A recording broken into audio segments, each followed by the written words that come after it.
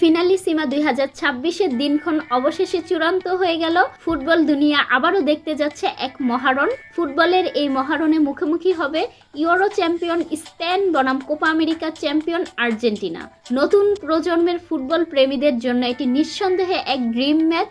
স্পেনের সরাসরি বিশ্বকাপ নিশ্চিত ধরে নিয়ে এই ম্যাচ অনুষ্ঠিত হবার সম্ভাব্য তারিখ হচ্ছে 28 মার্চ 2026 এবং কাতারের দোহার লুসাইল স্টেডিয়ামে ম্যাচটি আয়োজন করার কথা চলছে, অর্থাৎ সেই একই মাঠ যেখানে 2022 সালে স্বপ্নের বিশ্বকাপ ট্রফি জয় করেছিলেন লিওনেল মেসি। সৌদি আরব বা ইন্টার মায়ামির স্টেডিয়ামের প্রস্তাব থাকলেও দুই দলের ভ্রমণ দূরত্ব ও ঐতিহাসিক মাঠের গুরুত্ব বিবেচনায় লুসাইল স্টেডিয়ামকেই বেছে নেওয়া হয়েছে। আর্জেন্টিনা বনাম স্পেন ম্যাচটি নিঃসন্দেহে হতে যাচ্ছে এক ঐতিহাসিক লড়াই। সর্বকালের সেরা লিওনেল মেসির বিপক্ষে লড়বে নতুন প্রজন্মের তারকা লামিন ইয়ামাল। সেই ছোট্ট লামিন যাকে একসময় কোলে নিয়ে আদর করেছিলেন লিওনেল মেসি।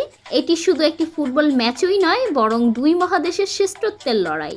2022 সালে ইতালিকে 3-0 গোলে হারিয়ে ফিনালিসিমা জয়ের শ্রেষ্ঠত্ব অর্জন করেছিল আর্জেন্টিনা। এবার লড়াইটা হতে যাচ্ছে আরও উত্তেজনাপূর্ণ।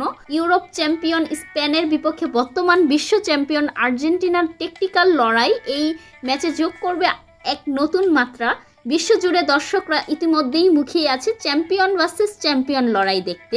ফিনালিসিমা 2026-এ কে হবে চ্যাম্পিয়ন, আর্জেন্টিনা নাকি স্পেন? কমেন্ট করে জানিয়ে দিন আপনাদের মতামত। খেলাধুলার গুরুত্বপূর্ণ আপডেট পেতে আমাদের চ্যানেলটি সাবস্ক্রাইব করে পাশেই থাকুন। ধন্যবাদ।